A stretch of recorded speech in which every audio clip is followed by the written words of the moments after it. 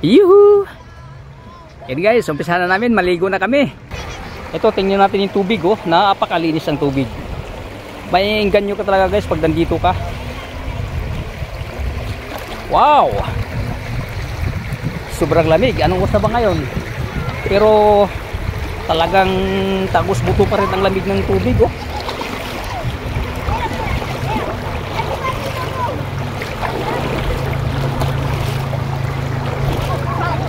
Tandaan lang tayo, baka madulas tayo bigla rito, tulad ng nangyari sa akin nung pumunta kami dun sa Davao. Nadulas ako pag-apa ko sa bato.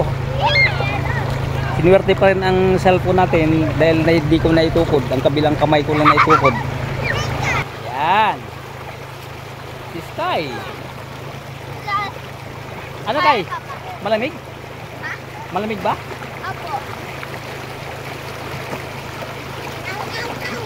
Ano?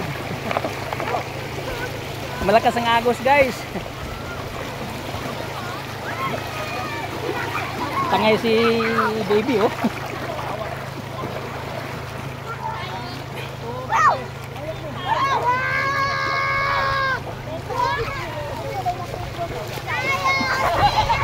Hello.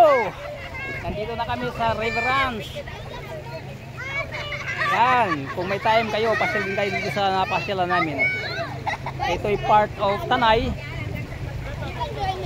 Kanina nakikita natin dyan, ilan lang, tatlo, apat na mga sakyan. Pero ngayon, medyo marami-rami na.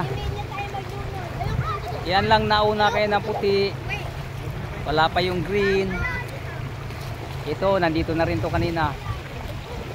Mga apat siguro yung kanina rito nauna. Pero may nadagdagan na, yun, marami na doon. Oh.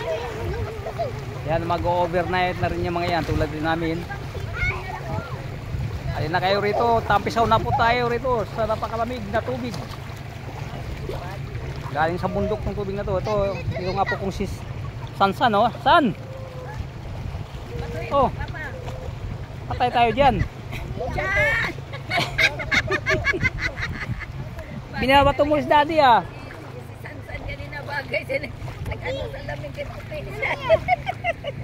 Parang siyang kuligas. Ito mga artista nang galing ng Bulino, Cavite, oh. Oy, huwag mo inumin, ha. Ay, up. Ito anak ko, si Ibami, busong anak ko, at saka yung asawa ko si Pe, oh. Malamig ba? Eh? Malamig kay. Malamig, pag-apa ko pa nga lang, eh.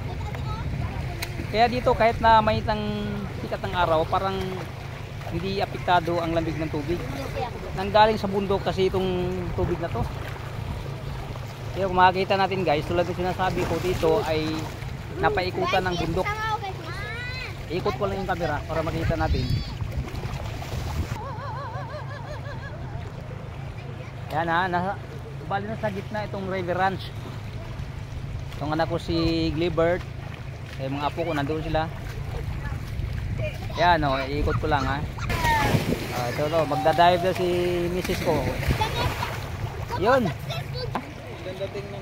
Saan? May bundok. Oo. Nako na, naikot ko natin. Napaikot ko na yung camera. Maligo ka na. Oo, maligo na ako eh.